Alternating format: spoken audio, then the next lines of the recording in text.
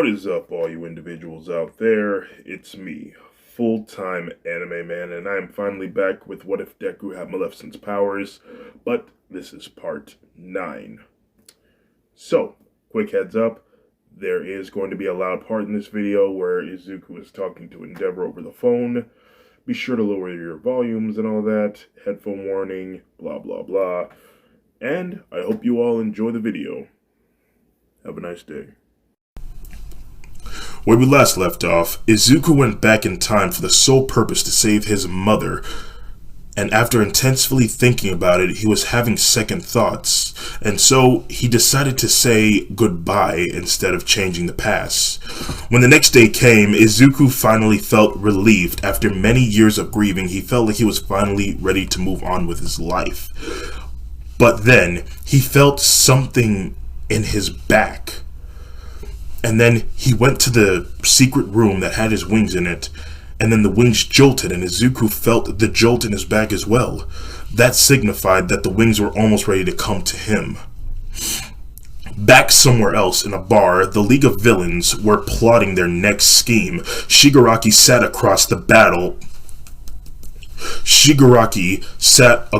a booth with a drink in one hand and a cybernetic implant in the other. Also, sitting across from that booth was a man with messy hair. He had a scarf wrapped around his neck with blades all around his body in their sheaths. So, what is it that you want from me? Well, it's simple, really. I want you to join the League of Villains. I've did some research on you, Stain, and you could be a great asset to us. No. Excuse me? You lowlives are a waste of space, and your only end goal is to kill All Might, one of the last real heroes that are still alive, and you want him dead because what? He pissed you off? I swear, you are such a man, baby.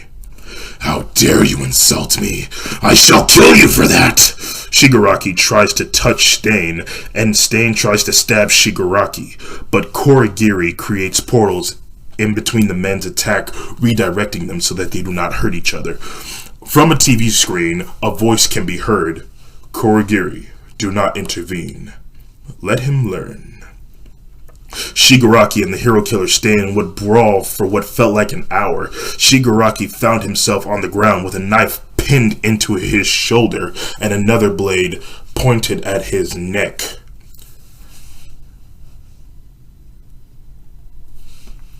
So, even if I do join, this is what is expected of me? You can't even fight your own battles. Stain then brings the other blade closer to Shigaraki's neck. Suddenly, Shigaraki then grabbed the other blade with all 5 of his fingers, and the knife started to crack. You tend to talk too much. Also, yeah, my main motivation is to kill All Might, but if the world wants to worship trash like him, it would be my honor to destroy their beloved symbol of peace and crush them while they're in shock. Stain's blade then crumbles into dust, and he retreats as Shigaraki tries to tag him. Well then, it seems that our goals fundamentally impose each other. But at least we both know that we need to destroy the present in order for a better future. Shigaraki scoffs at Stain and he says, whatever, leave, drop dead, you're just a liability. Stain says, it's abnormal, but it's a strong desire, a warp of conviction inside of you. Stain then puts his blade away, and then he says, I'll let you grow for now, but if you don't turn out how I expect you to, I will come back and I will finish the job. Shigaraki grunts at Stain and says, you really think that you can get rid of me that easily? Korigiri, get him out of here. I can't stand to look at his no-nosed face anymore. Korigiri then reached from underneath the counters and pulled out what appeared to be a blanket wrapped in something. Before you go, Stain, a little parting gift for you. Stain then takes the gift and he unwraps it, revealing 2 elongated twin katanas. and a picture of Izuku Midoriya. I don't need these blades. I already have plenty of knives. Also, what is with this kid? Korigiri says, yes, but I couldn't help but notice that your blades are more made of steel and that you're lacking in the iron type. As far as the picture goes, that is a UA student. His name is Izuku Midoriya.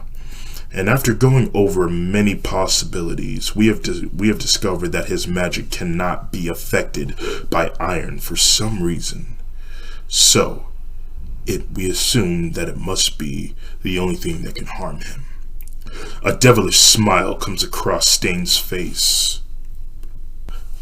As we fade to black and then reappear, Izuku would teleport Toro-chan and himself in front of the UA premises. Some students would stare at them in bewilderment for the way that they appeared, but the two would just make it inside while having a conversation. Oh, and by the way, Todoroki, your father called me using your phone, wondering where you were. Oh, and what did you say? I simply told him that you were in my bed, and then he got mad at me and started threatening me. I wonder why. I mean, there was really no reason to be mad. All I did was spend the night. Well, he also said something about coitus, and I have no idea what that is. Me neither. Well, maybe we'll ask Mr. Aizawa once we get to class. Soon, they opened the door, and Izuku was greeted by Denki Kaminari, who wrapped his arms around Izuku while saying, "Hey, Izuku! Glad to see that you and the Ice Queen are back together." Izuku slowly turns his head towards Kaminari while giving him a blank stare. That threw Kaminari off by a lot. Please get your arm off of me. Okay, sorry to bother you. He then takes his seat, and then so does Izuku and Todoroki. But Izuku couldn't help but notice that Iida was there. It was very strange. Usually Iida was always the first one here. Where could he possibly be? He then looked over at Uraraka and said, "Hey, Uraraka." Yes?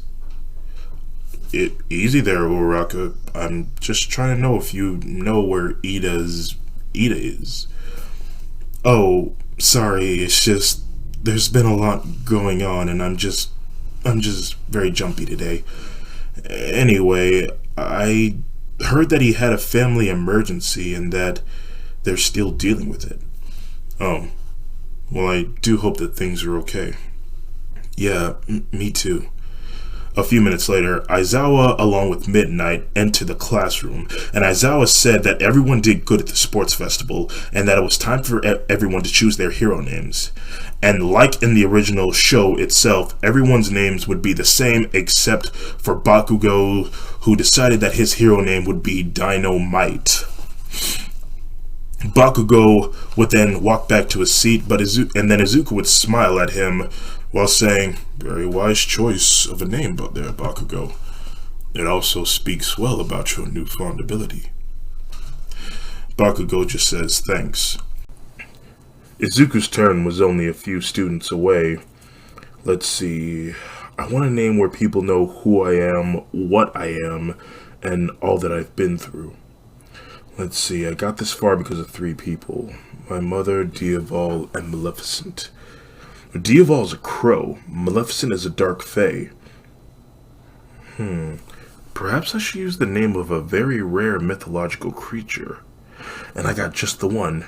It's a creature both well known for animals caring for it, and though it is mostly known for being female, it has a strong bond with tree life. And I think it fits me perfectly. Midnight then said, "Izuku Midoriya, you're up next." Of course. He walks up to the front and he said, "This is going to be my hero name." He then flips the board around and reveals that it says Dryad, the nature hero. Midnight steps in and says, "Oh, I see. You chose this name because Dryad is a sort of nature goddess. They are very beautiful and very powerful." even the plants manipulation that it has, it's just like you. Only Midnight then places her index finger and her thumb on Izuku's chin and gestures him to look at her. Only very more beautiful. Todo-chan then intensely stared at Midnight as the left side of her body was engulfed in flames. Midnight then backed up slowly, and Aizawa told Todoroki to calm down. Her flames then slowly fade away, but before Izuku could walk back to his seat, the classroom door slowly opens, revealing Iida, whose face showed signs of desperation. Izuku said, "Oh, hey, Iida, what's wrong?" Iida takes a few steps towards Izuku with his fists clenched. The tension in the room builds up, and Iida is in arm's reach of Izuku. "Iida, what is the matter?" Iida then falls to his knees, takes Izuku's hands, firmly grasping them, and then Iida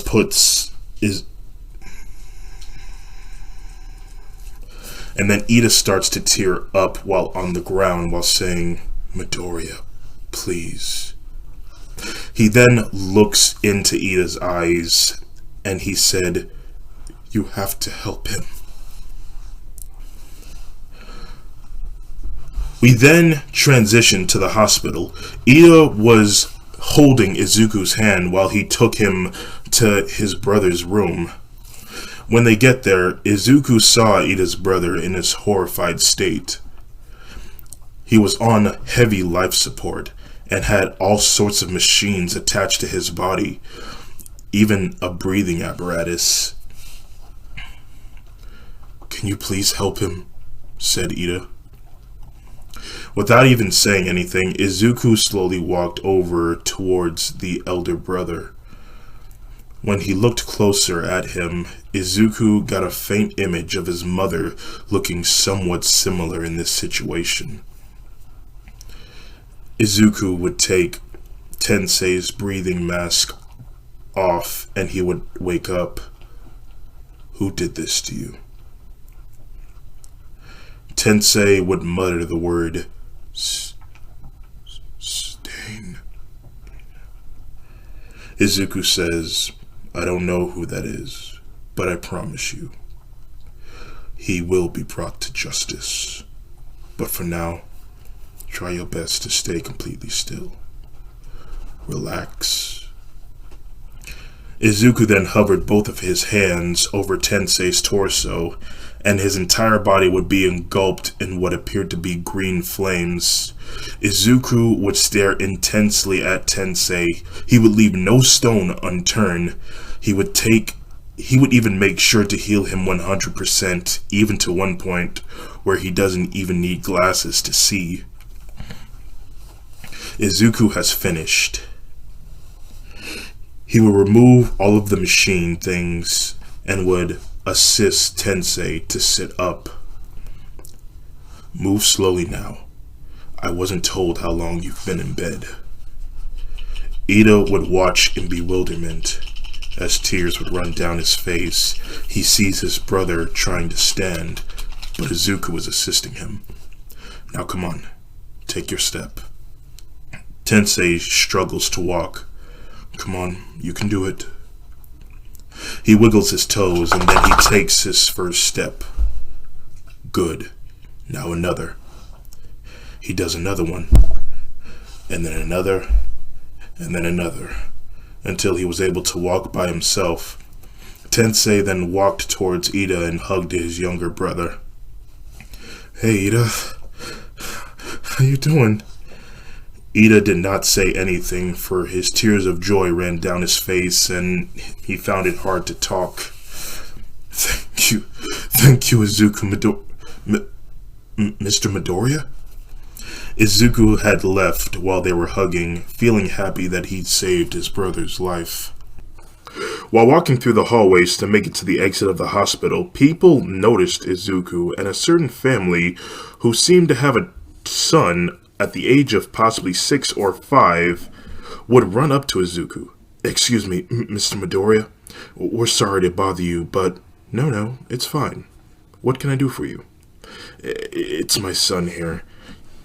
After we watched you at the sports festival, we couldn't help but notice that you had the ability to heal your friend from his severed arm.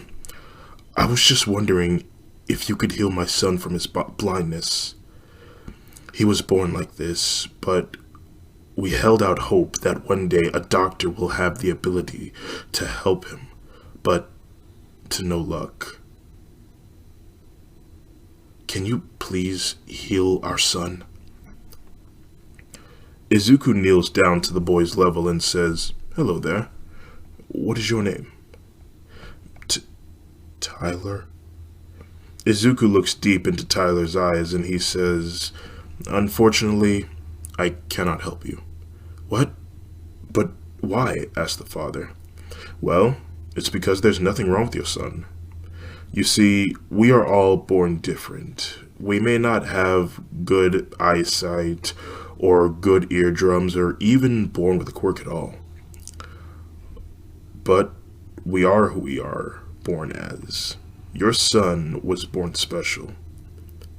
He may not have the ability to see, but I'll bet you he gained a certain way of sonar in his system. Your son is perfectly fine. You guys should just accept that." The family would stand there in disappointment, but taken in by Izuku's words of wisdom. The father says, "Okay, he is the way he is, and we should stop seeking out this false hope, but not that there was any hope to be needed in the first place. But although my son has been complaining of headaches lately and nothing we seem to give him seemed to work, could you at least heal him of that?" Izuku smiles. "Of course I can." "Okay, Tyler, this is going to tickle a little bit. Don't worry." Izuku raises both of his hands to the side of Tyler's head and would start using his healing magic on him. But something feels different about this healing factor. After a few seconds of doing it, Izuku's light slowly starts to fade away. Tyler would gasp in bewilderment. He would then start feeling Izuku's face, bewildered the fact that he's not only feeling... Sorry about that. Bewildered of the fact that he's not only seeing it, but... bewildered of the fact that he's not only feeling it, he's also seeing it. Tyler turns around and reaches up to touch the face of his father. "Dad? Yes, son? Is this what you look like?" The parents would be surprised, but Izuku was even more surprised. The mother says, "Sweetie, can you see?" Tyler would nod his head yes. The family would burst into tears and would hug each other. And Izuku would look at his hand, said, "Did my magic get stronger?" The father looked at Izuku and said, "Thank you." He would start feeling around in his pockets, wanting to give Izuku some money, but by the time he looked up, Izuku was already gone. In a hallway, Izuku was walking back deeper into the hospital. He was speed walking and thought to himself that if his healing is getting stronger, then that means it could possibly get even more stronger if he heals more people. And so he does. Going from room to room, Izuku would introduce himself and asking the person for permission to heal them from their injuries. Deku would bring joy to different families and relatives that were on the doorstep of death. This would go on for quite a while, until Izuku went to a woman who appeared to be middle-aged, who was very skinny, and she had no hair on her head. She seemed weak and she was on heavy life support. Izuku would slowly approach the woman and say, "Hello there, ma'am. How are you doing?" The woman would talk in a very slow and weak voice. "Oh, hi there. I'm okay, just a little thirsty." She then gives out a few coughs and says, "I'm sorry, but who are you?" "Oh, my name is Izuku Midoriya, ma'am, and I'm here to help you." "Oh, what are you here to help me with?" I want to heal you from your illness. I can make you feel 100%. The woman would say, "Thank you so much, but I'm going to have to say no thank you." "What? But why not?" "Because, my boy, I am ready to go." "Oh, like you're going to leave the hospital soon?" The woman would laugh and say, "No, I have been dealing with this illness for a majority of my life. My family has tried for many years to save me from it, but unfortunately no one had the ability to. My mom and dad fell ill themselves and met their tragic end. But ma'am, I can help you. I'm likely the one that you have been waiting for. Don't you want to go see your other family members?" A smile comes across the woman's face, and she said, "I am the last one of my family's bloodline. There is no one out there in the world waiting for me. Can I tell you something? Yes, I was born quirkless, while my parents had great power. They would help other people, and I would always lay in bed waiting for them to come home, and they would always come and greet me and ask me how my day was. I can't wait to see them again." A tear runs down Izuku's face, and he rests his hands on the hospital bed. The woman says, "Don't worry, child. This life has not been wasted. I have lived to see the most wonderful things that life has to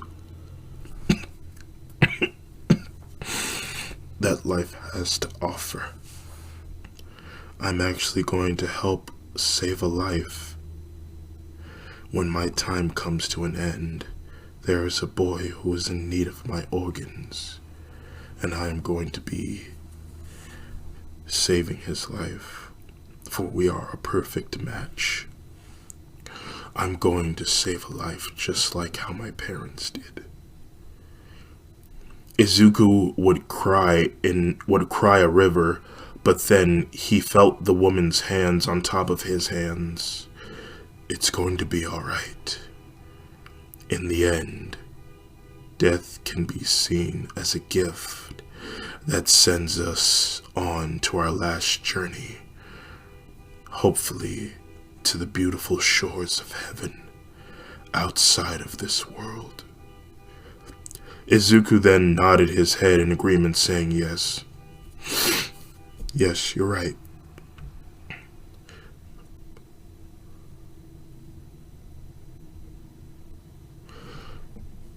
The woman's grip then got weaker on Izuku's hands, and she said, can you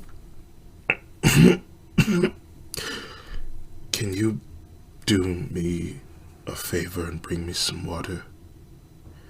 "Yes, of course."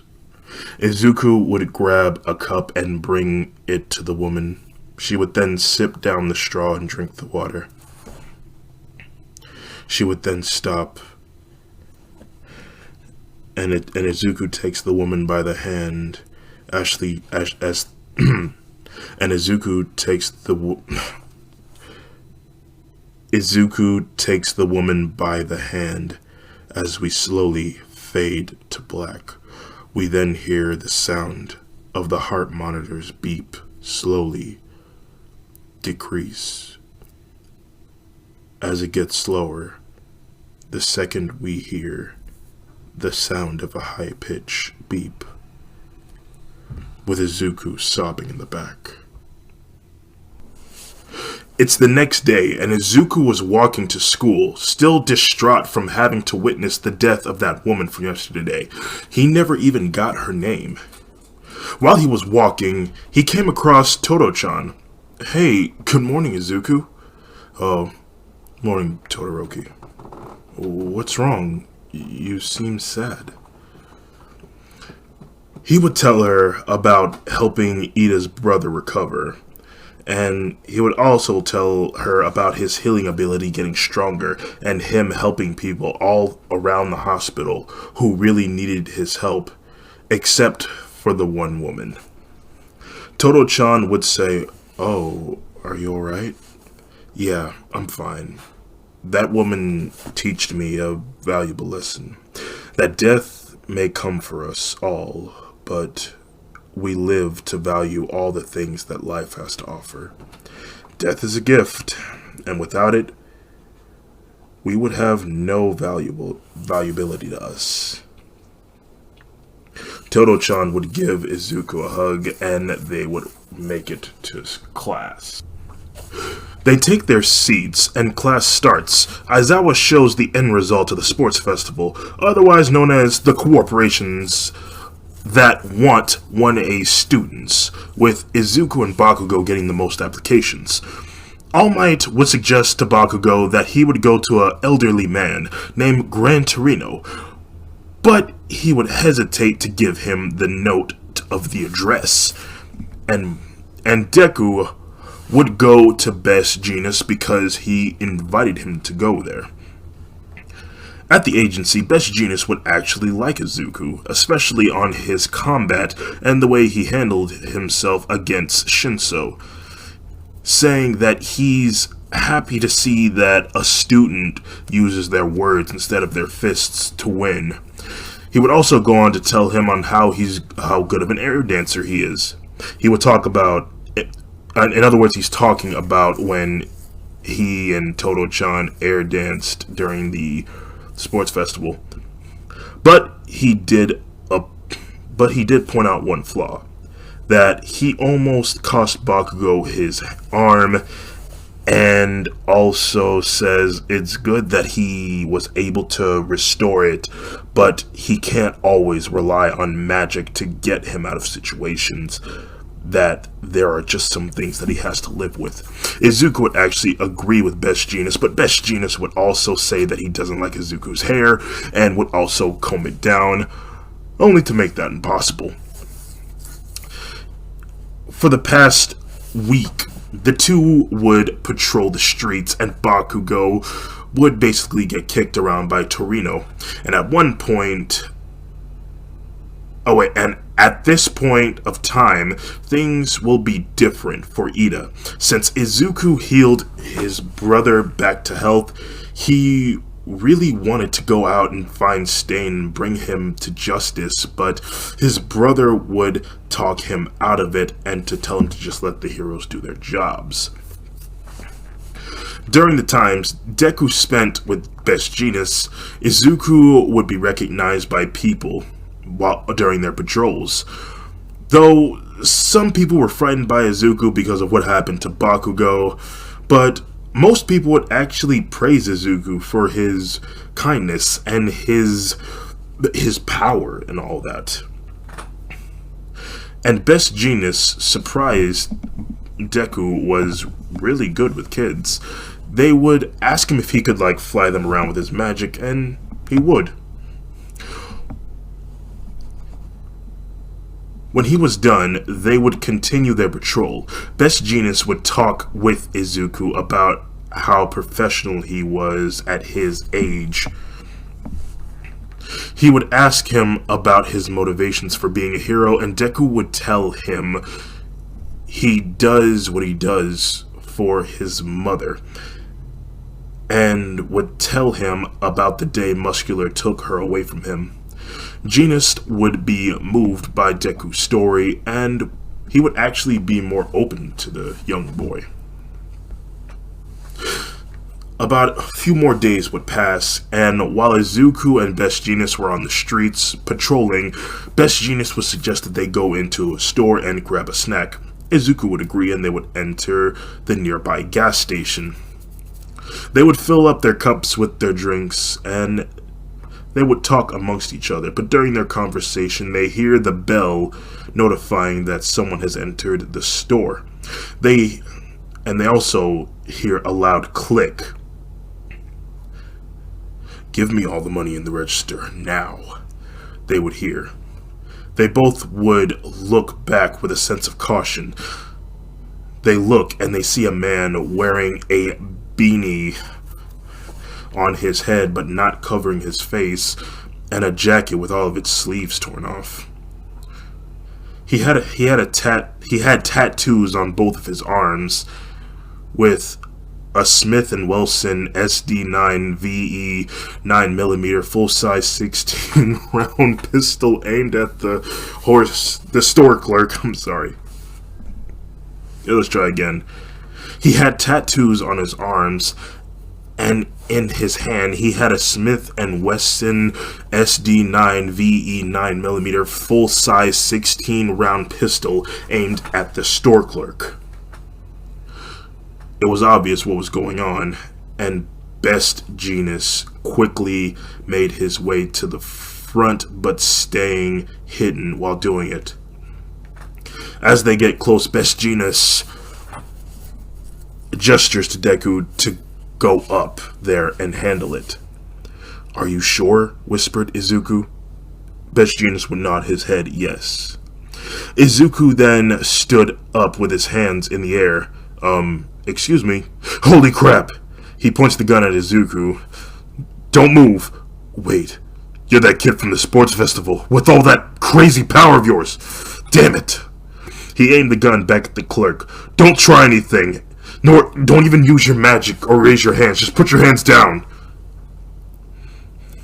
Izuku analyzed the situation. If that man fires that gun, he won't be able to stop it. So, he has to do this by himself. He looks at the clerk and says, "Sir, it would be in your best interest if you just give the man what he wants." The clerk would then open the register and would start filling a bag with money. While he was doing that, Izuku said to the perp, "Excuse me, sir." "What?" "My name is Izuku Midoriya. What is yours?" The man struggles to say his name. "Travis." "Well, Travis, if you don't mind me asking, why are you doing this?" "That's none of your business."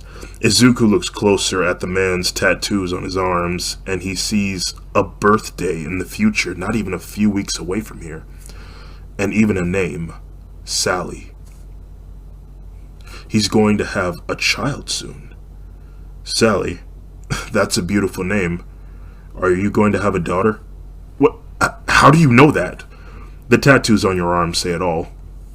Look, Travis, I understand that you may be having some financial struggles, but this isn't the way to go. This isn't how you're going to keep you and your girlfriend off the streets. There are plenty of corporations and programs that will be more than happy to take you and your pregnant significant other in. So, how about this? How about you put the gun down, go to this address, he hands him a card, and take your girlfriend with you. They will help you get back on your feet. You can live a modern citizen and not a thief. But what if I fail them both? What if I end up screwing up everything and I find us on the streets once again? Izuku says, if you ever have the smallest chance in your heart, I want you to look at that birthday on your arm, and I want you to think of Sally. Use that determination to follow through and do the right thing for her. You do that, and you will never fail her. Your daughter is waiting for you, Travis. Go to her. Izuku actually used the words of what his father would have done if he went back in time and told himself that. The man then slowly put his gun down and away and then ran out the exit, but he left without the money. Best Jeanist then got out of his hiding spot and said, "Wow, that was really impressive. You did really good on that test." Izuku is processing what Best Jeanist just said. Wait, that was a test? The robber then re-enters the store and says, "Congratulations, Izuku, you actually made me feel bad about doing this. You analyzed the situation and you studied the perp carefully. Most students would rather revert to fighting the perp rather than trying to talk them out of it. You did a really great job." Izuku would have a quick laugh about it, and he would even ask if the birthday and the name on his arms were real, to which the man would say, "Yeah, these marks are real and I am about to be a father, thank you." It's the next day. Izuku and Best Jeanist were on a nightly patrol when all of a sudden Nomu started attacking the city. And Best Jeanist was tackled through the wall by one of these creatures. "Best Jeanist!" yelled Izuku, who quickly levitated the Nomu off of Best Jeanist and out the hole. Best Jeanist then crawled out and he snared the Nomu with its clothes. "What the hell is that thing?" said Best Jeanist. "It's called a Nomu, sir, and it's very dangerous. I remember dealing with this kind of thing in the USJ attack." "Wait a minute, does this thing have a healing factor?" Just to be safe, Izuku then conjured a knife out of thin air, and then he cut into the Nomu. Luckily, it didn't heal. Good, this thing doesn't have a healing factor. In that case, we should deal with the matter at hand. Right. They hear crashing sounds in the distance, and they ran and followed it. And Izuku, if anyone asks, you're more than welcome to use your quirk or magic, whatever it is. Yes, sir. When they turn the corner, they see other pro heroes dealing with these Nomus, and even Endeavor himself, who cremated one of the Nomu's head, killing it. While his back was turned, a Nomu surprise attacked him, putting him in a headlock. Endeavor would try to break out of this headlock, but he found it very impossible to do it. That is, until Izuku used his mind control abilities to mind control the Nomu to let go of Endeavor and attack his allies. "What the hell was that?" said Endeavor. "Endeavor, are you okay?" said Izuku. He reached out with a hand, wanting to help Endeavor up, but Endeavor doesn't take it. He just stands up. Izuku could tell that he was still mad at him, even though, Todo-chan told him that they didn't do anything that night. "I'll deal with you later, kid, but for now, we gotta take care of all these Nomus." Anyway, he runs off and fights more Nomus, and then Izuku heard screaming noises in the distance, and without even telling his mentor where he was going, he followed the sound. He turned the corner and saw a man laying on the ground in a pool of his own blood. He stared, shaking with pain. In front of him was Stain, the hero killer.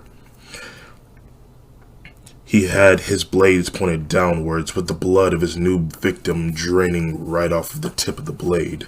Stain looked at him laying on the ground, saying, "You're laying on the ground, just helpless. You're one of the things that's wrong with this society and the future of young ones who want to be just like you. It sickens me, because I've been watching you, quote-unquote, hero.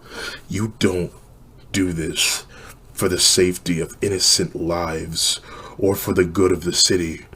No. You only do this for fame and money. You couldn't care less if people's lives were at stake, if the government stopped giving you money." Stain then clenches his fists tighter as they shake with anger. "Well, guess what? I'm going to change all of that, and I'm going to make Japan see my message, and hopefully, just hopefully, I can open the eyes of the true heroes and restore society to its great glory. Stain then raises his blades over his head, about to stab downwards, but then his blade only meant the concrete ground, for his victim had vanished. What the hell? Where did he go?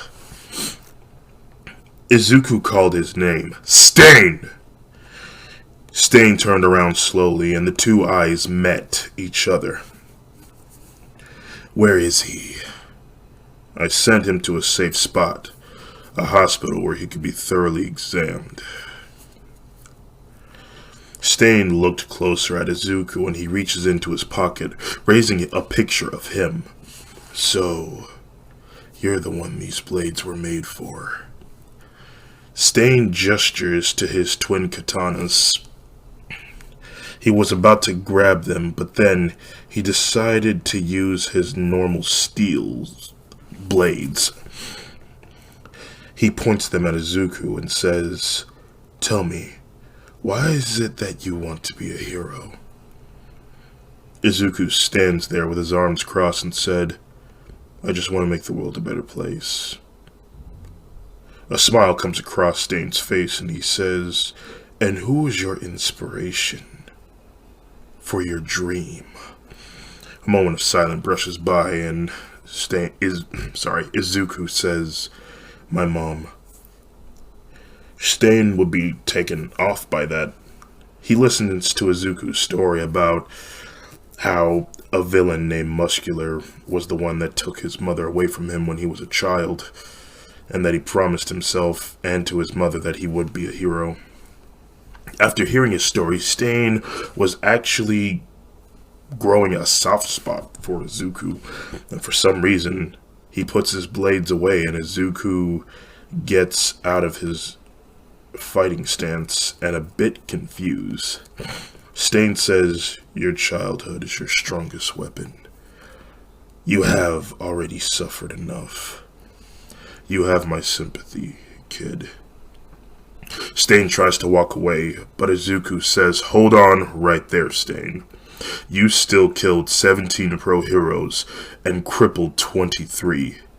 You were just about to kill another until I intervene. Now, I will say this. There are some strong words in your speech, from what I heard earlier. But, still, those lives that you have taken were still innocent people that have done nothing wrong, and that includes one that you recently hospitalized. Come with me to the police station and turn yourself in." Stain stands still with his back still turned against Izuku, and he turns back to him to face him. "Very well, I'll go with you, but I won't make it easy for you." Stain then draws his blades, but Izuku couldn't help but notice that he threw away 2 specific blades that he was gesturing to earlier. Why would he do that? Wouldn't he need those? Stain then starts charging at Izuku, and Izuku would start dodging every sword swing that Stain would throw at him. Izuku would analyze Stain's movements, and he would notice that Stain was pretty quick with those blades. Izuku would then get an idea, and he would flex his fingers, telekinetically removing all of Stain's blades off of his body, making Stain use his fists to fight. Stain would swing at Izuku, and Izuku would continue to dodge. He's not all that good at melee combat. He was just swinging. This goes on for a few more minutes, until Stain started sweating profusely and he was breathing heavily. Izuku saw his opportunity, and with one fell swing, he then chopped Stain in his neck, knocking him out. While he was down, Deku went over to the blades that Stain threw away. He then kneeled down closer to the ground and then hovered his hands over the blades. And then suddenly his hands started heating up and the blades started to glow red, indicating that they were hot. Izuku quickly pulled his hand back away from the blades and understood that those blades were made of iron. He looks back at Stain, wondering why didn't he use those on him. Izuku then looked back at the iron blades and wrapped them in a cloth so that he does not directly touch them. He then picks up Stain and took him to Best Jeanist. After all the Nomus were taken care of, Best Jeanist would be stunned that Izuku caught the hero killer. Jeanist would ask how he did it, and Izuku would just say, he's not much of a threat without his blades. They quickly took him to the police station, and since Izuku doesn't really have a quirk, they decided to let him have the credit.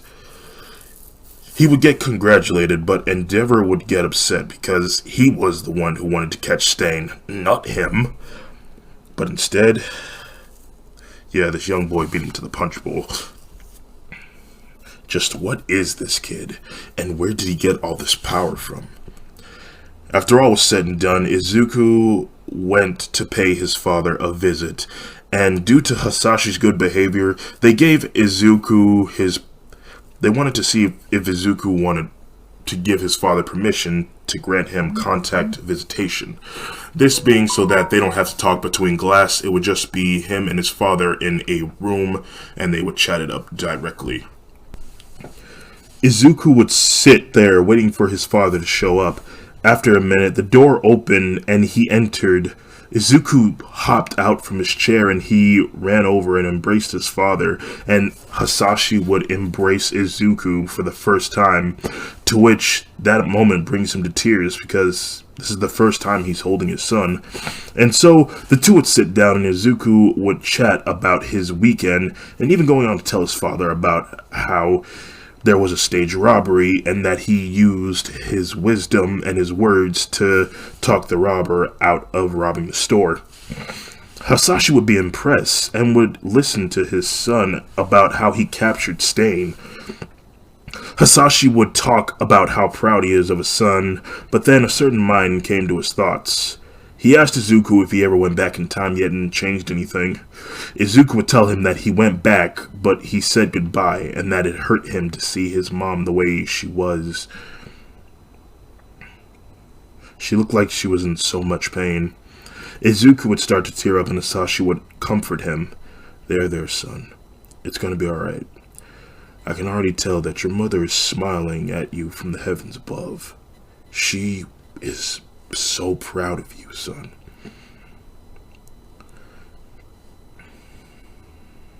She will be happy. She will be so proud that you are following your dreams and that you're already basically changing this world for the better.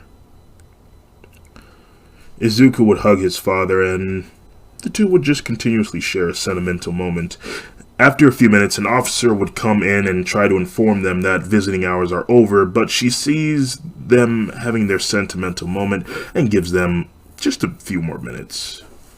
Hey, Dad. Yes, son? I have a question. What's that? What is coitus?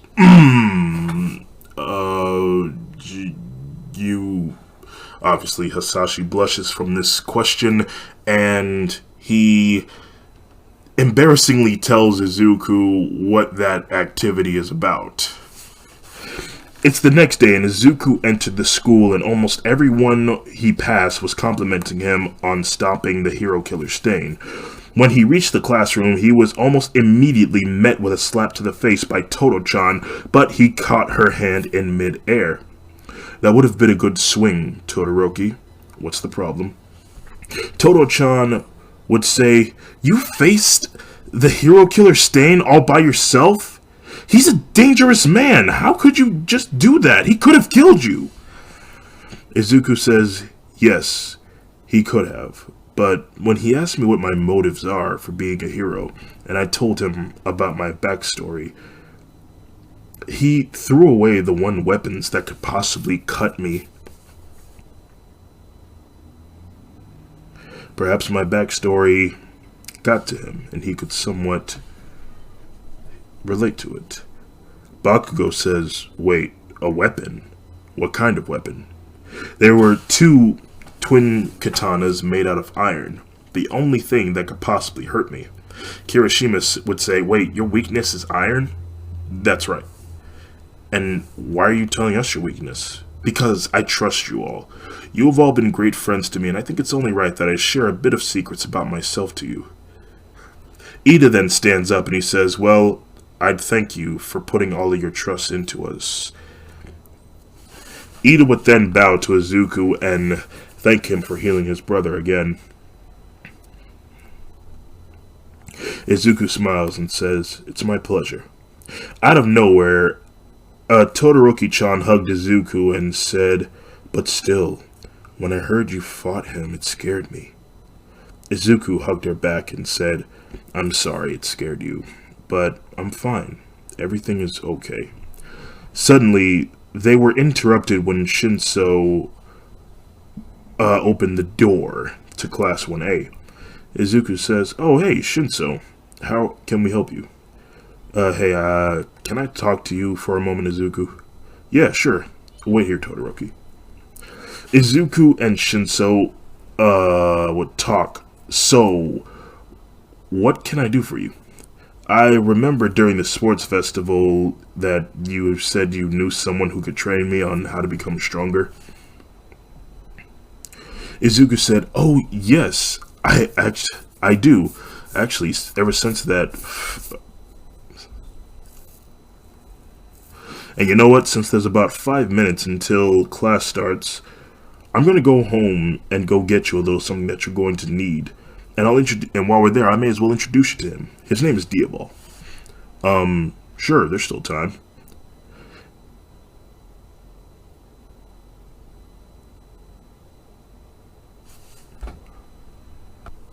Izuku then teleports him and Shinso to the castle in the moors. Shinso was taken by the room that he was in with the magic brooms, the statue, and the potions. Izuku then went over to the shelf that already had made potions and crystals that had special features up on top of them. Izuku reached for a specific box, but in doing so he caused a little bit of noise, which caused Diabol to come and investigate. He opened the room. "Oh, Izuku, shouldn't you be in school?" "Oh, hey Diabol. We have a few minutes left before the final bell. By the way, this is my friend Shinso from school. Shinso, this is my caretaker, Diabol." They shake hands and Izuku says, "I just wanted to grab a crystal and I wanted to tell you that I want you to train him just like how you trained me. Help him become more physically stronger and in combat." "Oh, well, it's nice to meet you, Shinso. Tell me, what is your fighting style like?" "Well, actually, I don't really fight." "Oh, well, that's no problem. You'll be good at it once we start." Izuku gets to the box and he opens it and was shocked from what he had seen. Inside the box there were supposed to be 2 crystals, but there was only one. Diabol, where's the other home crystal?" "What?" "The other home crystal, it's gone. It's not here." I don't know. Where did it go?" I don't know. That's why I'm asking you." "Who could have stolen it?" "I don't know. The only ones who were here was you, the creatures of the moors, and your classmate." "Oh, damn." A few minutes later, the boys return to school and Izuku ushers into his class with another crystal in hand. Aizawa was about to get things started, but Izuku said, "Wait a minute, Mr. Aizawa, I have something I would like to say." He then faces the rest of his classmates and says, "I have a problem. About 5 minutes ago, I went back to the moors to get something for Shinso. When I went back and looked for that thing, it was gone." Aizawa asked, "And what is this missing product?" "It's a very special crystal that I made just in case I ever got lost during my times away in the moors. I could always use this crystal that would always take me back there. I called it the home crystal. And I asked my guardian if he had seen it. He has not seen it. So then that leaves all of you. Now, I may be mad at the moment, but if you would kindly just simply return my crystal, everything will be okay. Everyone is silent, and, well, most of them are silent, but some of them are whispering, I didn't do it. Who did it? Aizawa steps forward and says, "These are pretty bold claims, Izuku. Do you have any proof?" Izuku raises a white crystal into the air and says, "This crystal is the all-seeing crystal. It saw the person who walked into my laboratory and stole my belonging. I will play this, but I'm going to give the person one more chance to come clean, or I am going to expose you." Everyone is quiet, and Izuku says, "Very well then." He then places the crystal down onto the floor, and it projects the person who was in the laboratory that day that Izuku brought his friends over.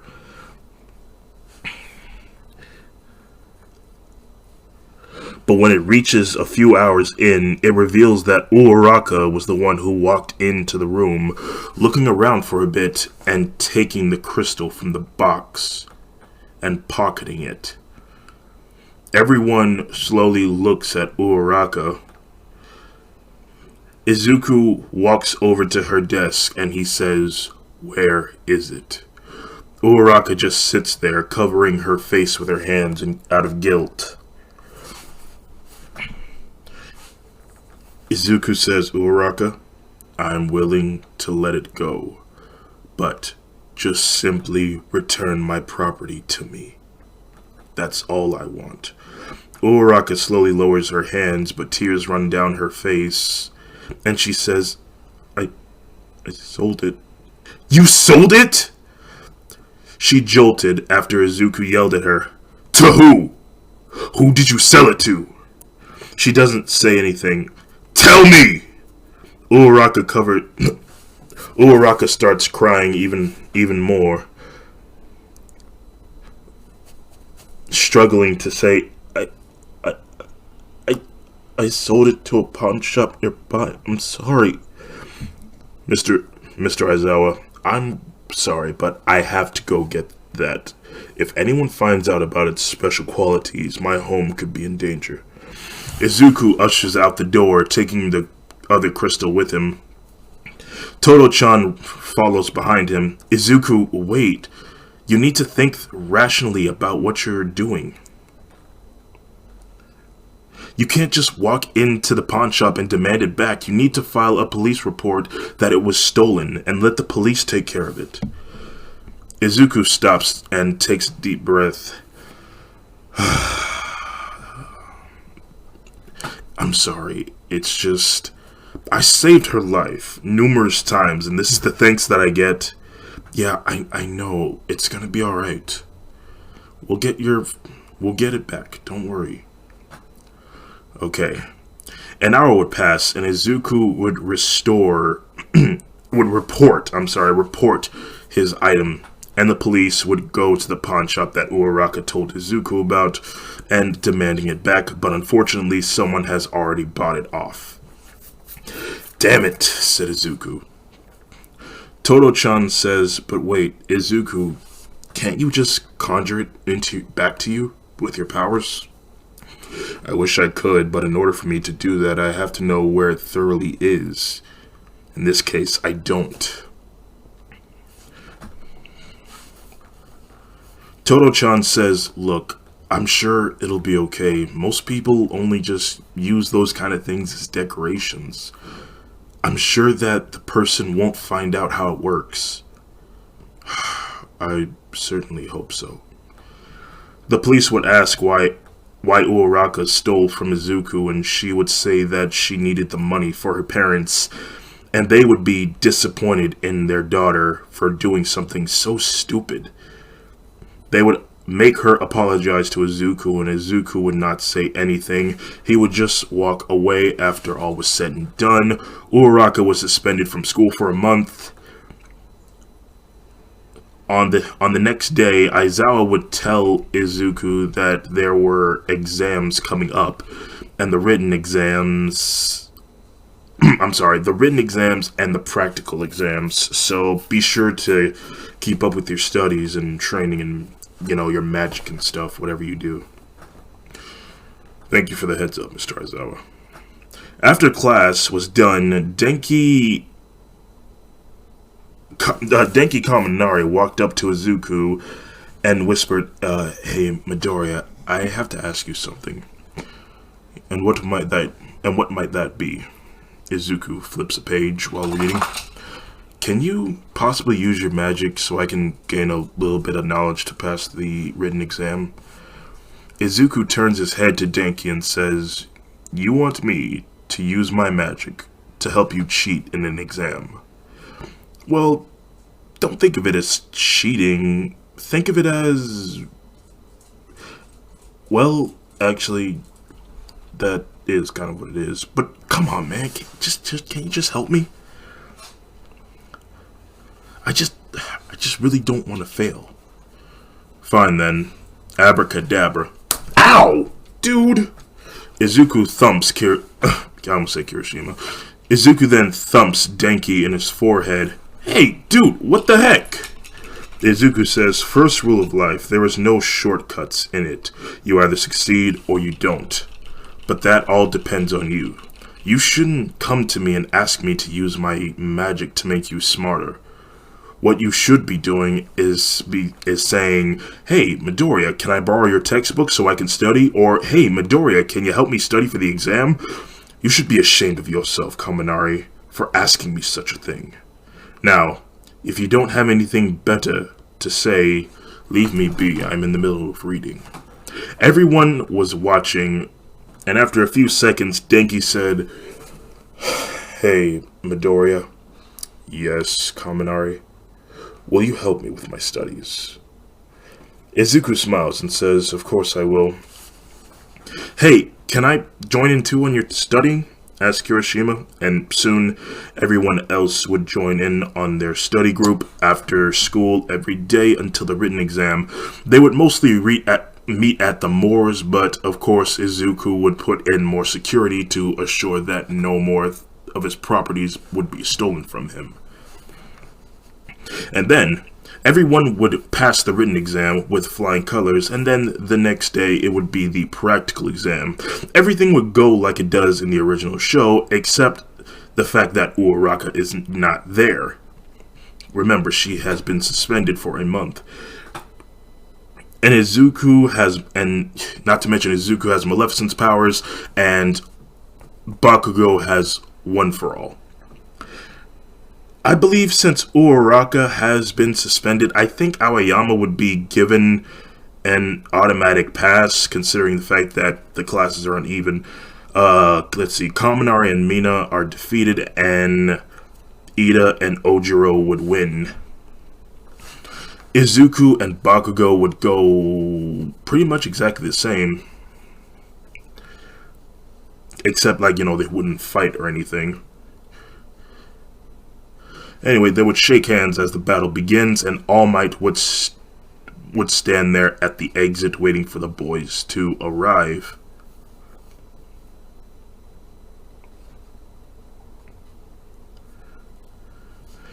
Izuku and Bakugo were having a conversation about what they've undid over the time during their course training with the other pro heroes. And Izuku says, "Wait, so you've chosen full cowling as that little electrical thing that you can do?" Bakugo says, "Yeah, it took me a while to figure it out, but I had to spread my power throughout my entire body. I don't know why All Might gave me that stupid example about a microwave and an egg." "Very interesting," said Izuku. "So, do you have a plan?" "Yeah, I do. Hit him really hard." "Sounds good to me. Let's go." They would walk, looking for All Might, and when they spot him in the exit, just distance away, He would be doing his villain monologue, charging at the two boys, and the boys would look at each other and nod. Izuku says, "Have you ever heard of the torpedo technique?" Bakugo would smile and say, "You've read my mind." Izuku would then lift All Might up into the air with his psychokinesis, stopping him in his tracks, holding him just at the right angle where he's about to throw Bakugo. He then grabs Bakugo by the back of his shirt, twists around a few times, and then lunges him at All Might, punching him in the chest, causing All Might to upchuck his lunch and fall to the ground in a lot of pain. While he was on the ground wallowing, Bakugo would keep on throwing explosions at him, saying that if he is still awake, he is still a threat. Izuku would stop him, saying, "Bakugo, I think he's had enough. I have a better idea." He then gives a devilish look at All Might with one of his irises glowing green as we fade to black, and then reappear with what appears to be a rat in a cage. He and Bakugo would cross the escape line, and they would claim victory. If you ask me, that was kind of boring. I was expecting more of a fight. Izuku says, "Well, you got to hit him. That's pretty much of a good fight to me." He then gives the rat in the cage to Nezu and says, "Don't worry, he'll change back in an hour." It's the next day. Izuku is at the castle and in a dark room with the two iron twin katanas X'd across from each other on a stand. Izuku stares intensely at them, wondering why Stain didn't use them on him. And how did he know not to use them on him? And then he finally understands that the League of Villains must know about his weakness to iron when he tried to strike one of their own. I guess Stain must have made a pact with them, since I took down their old adversaries. But still, he had an opportunity, so why didn't he take it? Izuku then comes to a hypothesis that when he told Stain about his motives, he felt sorry for him. Well, that explains that, but what am I supposed to do with these? Izuku walks closer to the blades and says, "Maybe I could use them to build a sort of tolerancy to the pain, and at the same time, it could make my healing factor better. I guess the first thing that I should do is try to grab them and hold them for as long as I possibly can." Well, here goes everything. Izuku then reaches forward to grab the blades, but just as he even gets a foot in touching them, they glow red and he jolts his hand back. This would go on for a while until he would finally be able to grab a hold of them, but only was able to touch them for 3 seconds.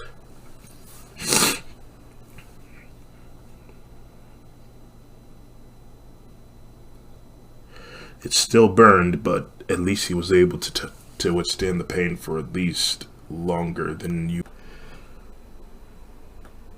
Anyway, he would call it a day, and we would appear at the mall. Everyone would be gathering their things for the training camp, and Izuku decides that he would tag along because Todo-chan asked him to. They would all go their separate ways to get their things, but Izuku and Todo-chan would stay together because, someone had to hold her stuff. Anyway, Todo-chan went to the bathroom while Izuku waited in the center of the mall for her, alone, until he heard someone say, well, it sure has been a while since I've seen you, Izuku Midoriya." Izuku knew who voiced that was, and he was about to do something until he felt something cold grab him from the back of his neck. For a second, it felt cold, but then it turned into a scalding hot pain. Izuku then dropped all of the stuff that he was holding and damn near fell to his knees. He whimpers from the intense heat on the back of his neck. A devilish smile can be seen on Shigaraki's face. He had his bionic arm touching him, and just at the tip of them were iron plates. You shouldn't make such a scene there, buddy. What do you want?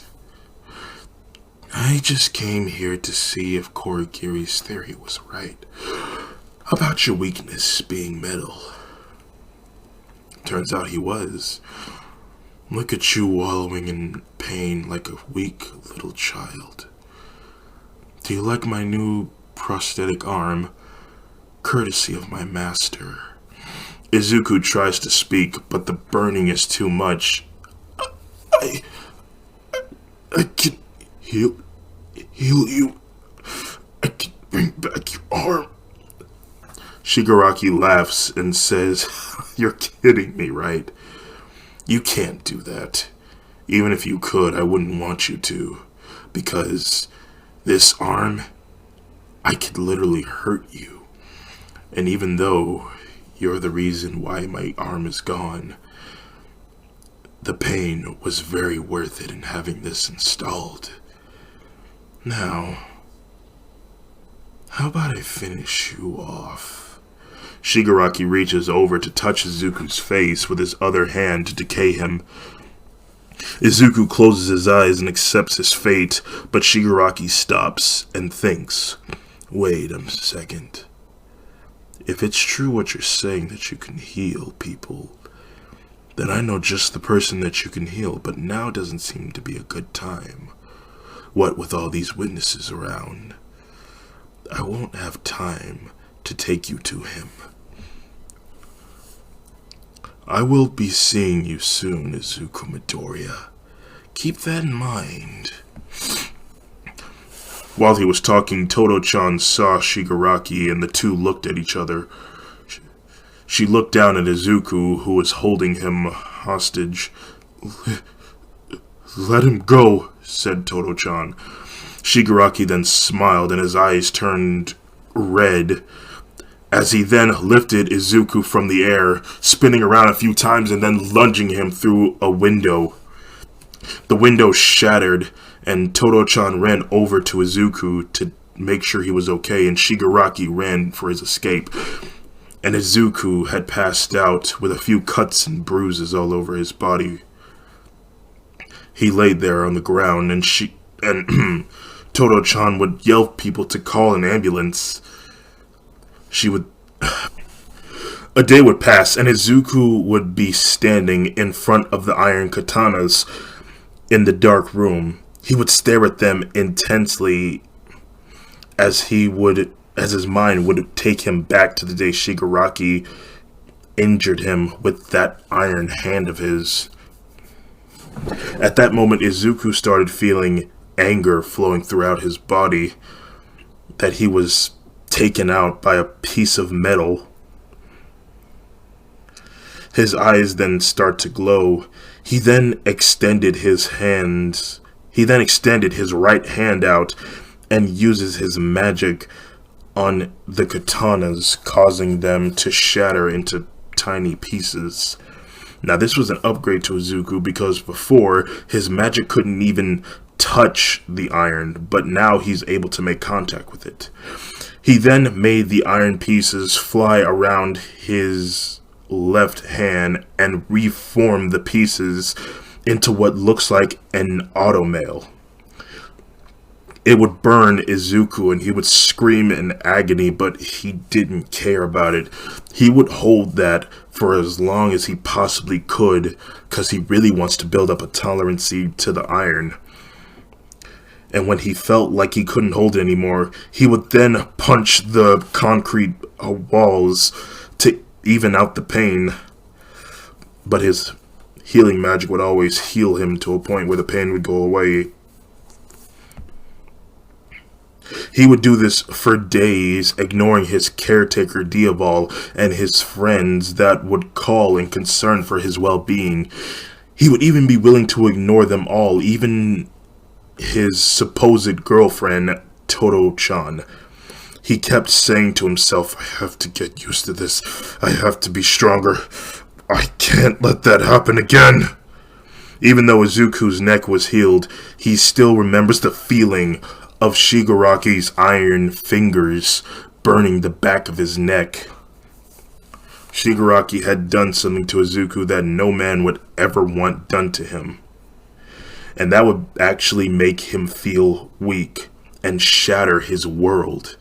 Izuku would spend days on end trying his best to build his tolerance to this metal, but only making little progress. He would not eat, he would not sleep. It was just so stressful to him. Until one day, he had an unexpected visitor. As Izuku sat there in the dark room, shaking from the pain, with the automail on his arm, he was sweating a lot and he was breathing heavily. That was until the doors opened, letting in a cool breeze and light. Izuku looks up to see who it is. It was Toto-chan. Izuku, what are you doing? Todoroki, what are you doing here? How did you get here? Diaval brought me here. He told me that you were doing this. Why are you hurting yourself? Take that arm off. She tries to take the automail off Izuku's arm, but Izuku pulls back his arm. No, I won't take it off. Why? You're hurting yourself. I must grow stronger to it. I can't let a day like that happen again. Izuku would start crying. Toto-chan would crouch down next to him, comforting him. He took my pride from me. He took me out with a goddamn iron arm. I've never felt so weak and Izuku pauses for a second. Scared. I was scared of him. He made me look weak in front of you. A tear hit the ground, and Toto-chan looks at Izuku's arm and sees just about a peek into the arm. She sees that it was glowing orange and red inside. She would then gently place a hand on Izuku's face, gesturing him to look at her. She looks at him. She looks at him with a face of sympathy. It's okay. With both of her hands, she then grabbed the iron arm Izuku had on his hand, but his fist was balled up. Let it go, Todoroki would say.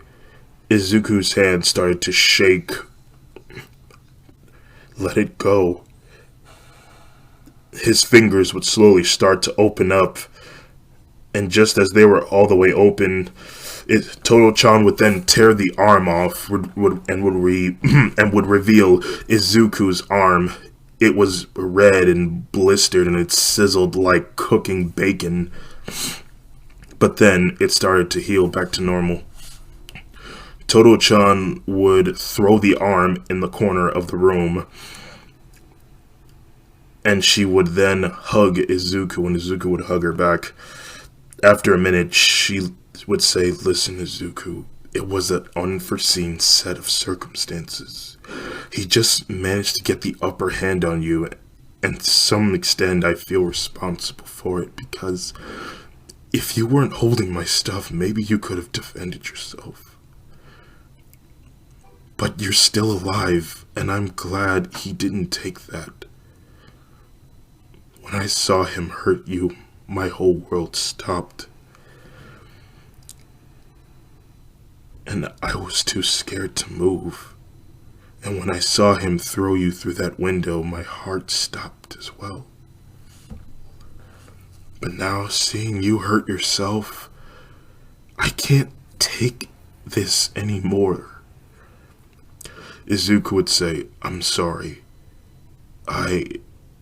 It's just, when he had me kneeling down, I knew that he could have ended me right there. I looked into his eyes, and I saw my death. I never want to feel that scared again. I must be stronger so I can protect you. Todo-chan then wipes her tears away and says, you don't have to face them alone. I don't care what he made you look like. All I care about is your safety and well-being. But next time, if we ever see them again, we'll take them down together. Izuku then sniffs and says, together. Todo-chan then said, come on, let's get you out of this room. Izuku would have trouble standing, but then Todo-chan would help him up, and when they leave the room, Dioval was outside the room. Oh my goodness, thank you, Todoroki. He's been in there for days. He must be starving and thirsty right now. Izuku would cough a few times and said, Dioval, bring water to my room. Right away, sir. Dioval would run off, and soon Todo-chan takes Izuku to his bedroom. Izuku then laid down in his bed, but in doing so, he accidentally takes Todoroki with him, causing her to land on top of him. The two would look at each other with embarrassment. Both of their cheeks are red. I am so sorry. No, it's okay. You know, your body's really warm. Do you want me to cool you down? No, it's fine. He looks deeply into her eyes and he says, has anyone ever told you how spectacular you are? I didn't understand at first. You see, you were a bit cold and distant from others, but now I'm glad to see the real you. You're smart, you're kind, and you look after everyone in our classroom. I'm glad that I have you here with me at this moment of time. Todo-chan would look at Izuku with love in her eyes. She would then lean in closer towards Izuku and kiss him. While doing so, things got a little intense, and let's just say that Izuku rubbed his hands up against her back, which she would let out a small moan of delight as they both find themselves taking off their clothes. I didn't write that. The bedroom door opens and Dioval, with water in hand, finds items flying towards him while they both yelled at him to get out. The door shuts as we fade to black. It's the next day, and the light of the sun glistening through the window wakes Izuku up. Todo-chan is resting on top of Izuku, with the covers covering her body. Izuku and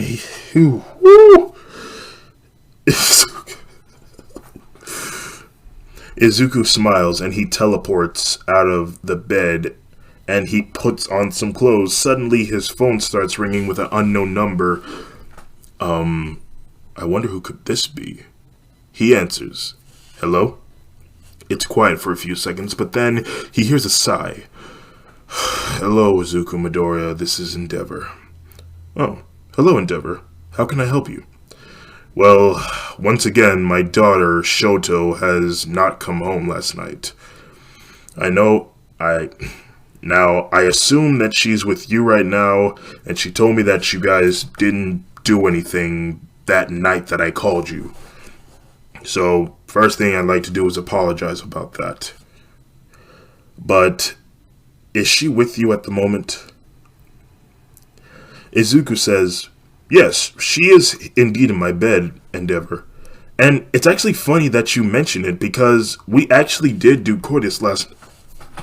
Oh my god. It was very pleasant. Hello? Endeavor? Endeavor says, let me get this clear before, anything happens. You actually did it with my daughter. Yes.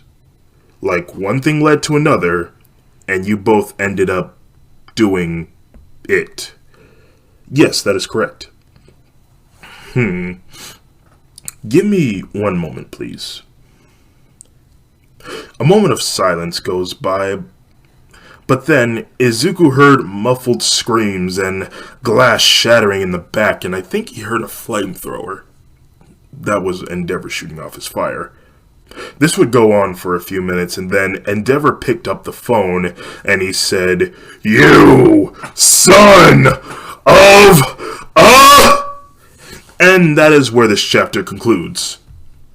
Anyway, I hope you all enjoyed this story. Next arc is going to be the training camp arc for What If Deku Had Maleficent's powers. I hope you all enjoyed this video, and if you made it to the end of this video, consider yourselves #blessed, and I hope you all have a nice day.